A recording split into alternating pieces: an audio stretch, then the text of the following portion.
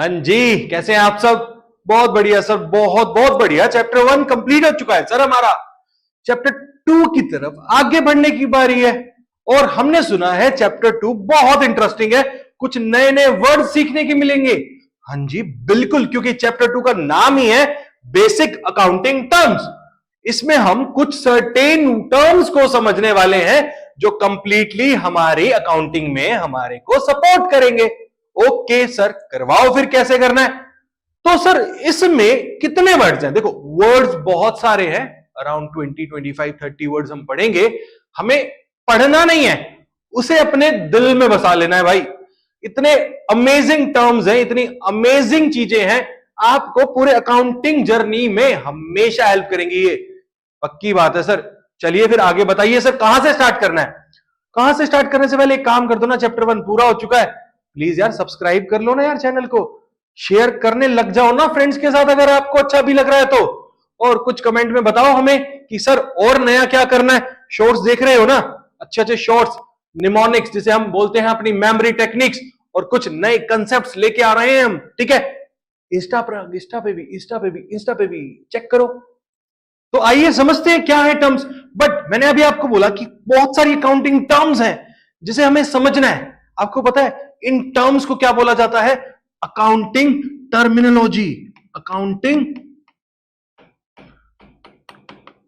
Terminology क्या है? Accounting terminology कुछ नहीं but these accounting terms are known as accounting terminology. ठीक है, हमारे बिजनेस वर्ल्ड में अलग अलग टर्म्स जो यूज हो रही हैं उन्हें हम क्या बोल रहे हैं? Accounting terminology. सर ये तो समझ आ गया, कोई इश्यू ही नहीं है। सर टर्म्स बताओ, सबसे पहले किसकी बात करेंगे? हम सबसे पहले बात करेंगे एंटिटी की। किसकी बात करेंगे? एंटिटी।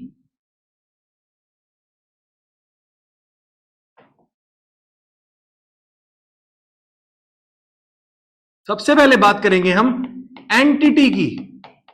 सर ये एंटिटी क्या है? एंटिटी है एक इकोनॉमिक यूनिट, और वो इकोनॉमिक यूनिट बिजनेस यूनिट भी हो सकती है और नॉन बिजनेस यूनिट भी हो सकती है। So entity is a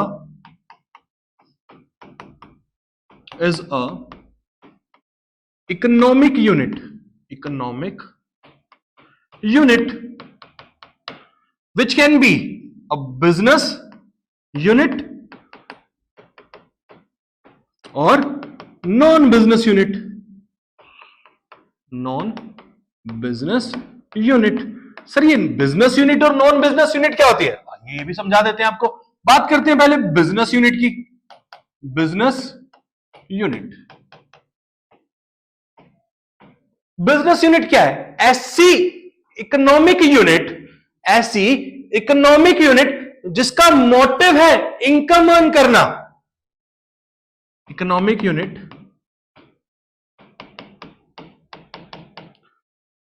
formed for the purpose of earning income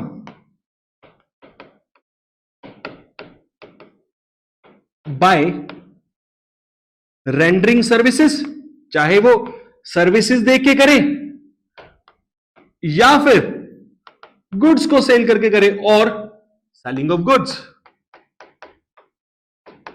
okay sir, समझ आ गया। बट सर बात आ रही है ये इकोनॉमिक यूनिट क्या है फिर?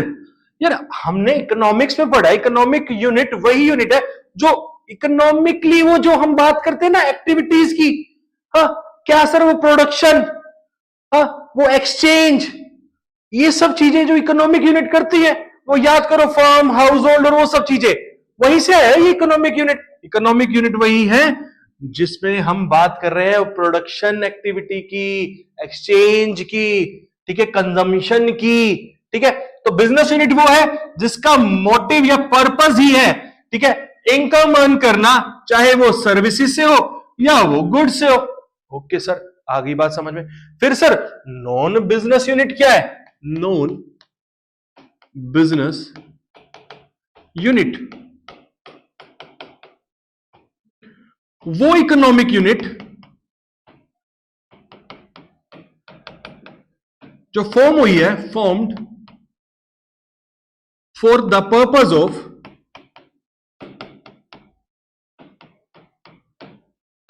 सर्विंग टू सोसाइटी, सोसाइटी को सर्व करने के लिए, प्रॉफिट मोटिव नहीं है, no intention of earning profits. जैसे सबसे बड़ी बात आती है, हम इन्हें एनपीओ भी बोलते हैं, क्या बोलते हैं? NPO, non profit organisation, non profit organisation. जो हमारे प्यारे, हमारे सबके दुलारे प्यारे रामदेव बाबा भी कहते हैं ना, पतंजलि तो एक एनपीओ है, उसका प्रॉफिट मोटिव कोई नहीं है, उसका पैसा कमाना कोई इच्छा नहीं है उसकी, वो तो सोसाइटी को सर्व कर रहे हैं, है ना, हंसी की बात, ठीक है। वही हमारी एनपीओ और नॉन बिजनेस यूनिट बन जाती है, economic unit form for the purpose of serving to society with no intention of earning profit. बाबा कहते हैं ना, हम प्रॉफिट करते नहीं, प्रॉफिट हो जाता है। आई बात समझ में? तो जिसका इंटेंशन नहीं है प्रॉफिट अर्न करना, वो हो गई मेरी non business unit. Okay sir, चलिए फिर आगे बताइए और क्या है। नेक्स्ट हमारे टर्म आती है ट्रांजैक्शन।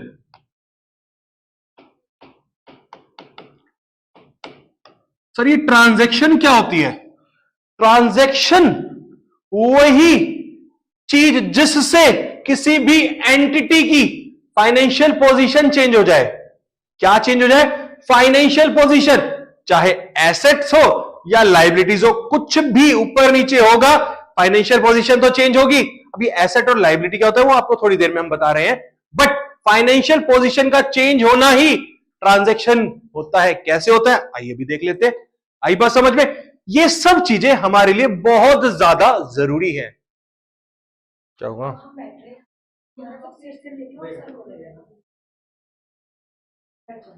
नेक्स्ट हमारी टर्म आती है ट्रांजैक्शन।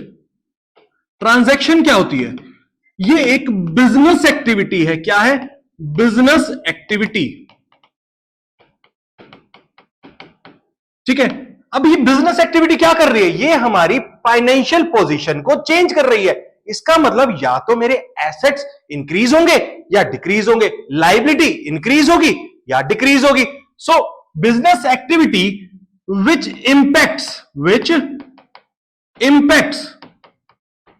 the financial position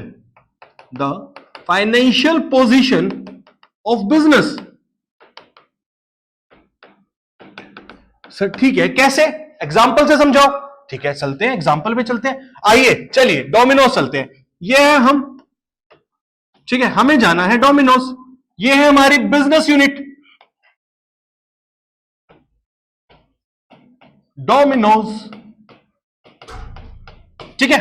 हमें पिज्जा खाना है तो हम गए डोमिनोज के पास, ठीक है, ऑर्डर प्लेस किया, ऑर्डर दे दिया सर, ओके, ठीक है।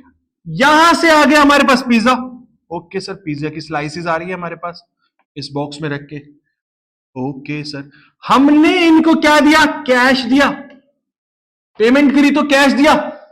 अब कैश इनके लिए क्या है? एक एसेट है। कैश ऑब्वियसली एक एसेट है, तो अब इनके पास एसेट इंक्रीज हुआ तो इनकी फाइनेंशियल पोजीशन चेंज हुई। हाँ जी बिल्कुल हुई सर। सो ये बन गई इनके लिए transaction. So what is transaction? Transaction is the business activity या economic activity which impacts the financial position of the business. कुछ भी हो सकता है सर। ओके सर, समझ आया। सर फिर और कुछ बताना चाहोगे? हाँ जी, आइए और बात करते हैं। सर एक वर्ड सुना है हमने अकाउंटिंग की डेफिनेशन में जो ट्रांजैक्शन के साथ यूज होता है बहुत ज्यादा, इवेंट। इवेंट क्या है? इवेंट कुछ नहीं है, रिजल्ट है या आउटकम है उस ट्रांजैक्शन का। It is nothing but the outcome of transaction. अब आउटकम बोल दो या रिजल्ट बोल दो। ओके सर, कैसे? आइए इसी एग्जांपल पे चलते हैं वापस, है ना। अब एक बात बताओ, मेरा जो पिज्जा मैंने खाया इसके लिए मैंने कैश दिया, मान लो इस पिज्जा को बनाने की कॉस्ट थी ₹400 कॉस्ट, ठीक है, पर मैंने इनको 500 पे किया, 500 पे किया। सो ये 100 रुपीज का डोमिनोज को जो प्रॉफिट हुआ, ये प्रॉफिट किसकी वजह से हुआ? ट्रांजैक्शन की वजह से। तो ये किसका रिजल्ट है? ट्रांजैक्शन का रिजल्ट है। तो ये प्रॉफिट ही मेरा क्या हो गया? इवेंट हो गया। प्रॉफिट क्या हो गया मेरा? Event. Event is nothing but the outcome और the result of the transaction.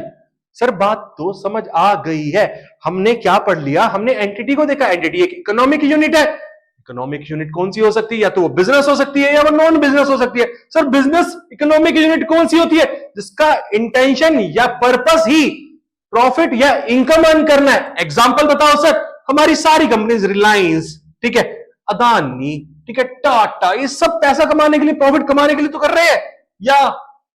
या और कौन सी हो सकती है? सर रिलायंस, वो अनिल अंबानी वाली भी तो इसी के लिए होगी ना। चाहे वो कमा रहे हैं नहीं कमा रहे, पर उनका प्रॉफिट मोटिव तो है। ठीक है सर, बिजनेस यूनिट समझ आ गई। नॉन बिजनेस यूनिट क्या है? नॉन बिजनेस यूनिट है जिसका इंटेंशन ही नहीं है प्रॉफिट कमाना। सर आपने पतंजलि का एग्जांपल लिया, वही तो बता रहे हो, non profit organisation. Okay, profit earn करना मोटिव नहीं है, सोसाइटी को सर्व करना मेरा मोटिव है। ओके सर, समझ आ गया। ट्रांजैक्शन क्या है? एक बिजनेस एक्टिविटी यानी economic activity, business economic activity जो इंपैक्ट करती है हमारी फाइनेंशियल पोजीशन को। और इवेंट क्या है? जो उस ट्रांजैक्शन का आउटकम या रिजल्ट है, जो कि मैंने बात की प्रॉफिट की। आई बात समझ में? पक्का? सो हम लोग क्या करने वाले हैं? हम लोग आने वाले 3 और 4 लेक्चर्स में सारी टर्म्स को आपको एक्सप्लेन कर देंगे। आज एक छोटा सा पार्ट आपके लिए इसलिए दिया कि हमें पता चले कि अब हम चैप्टर 1 खत्म कर चुके हैं, 2 पे आ गए और अब थोड़े थोड़े टर्म्स हमें पढ़ने हैं।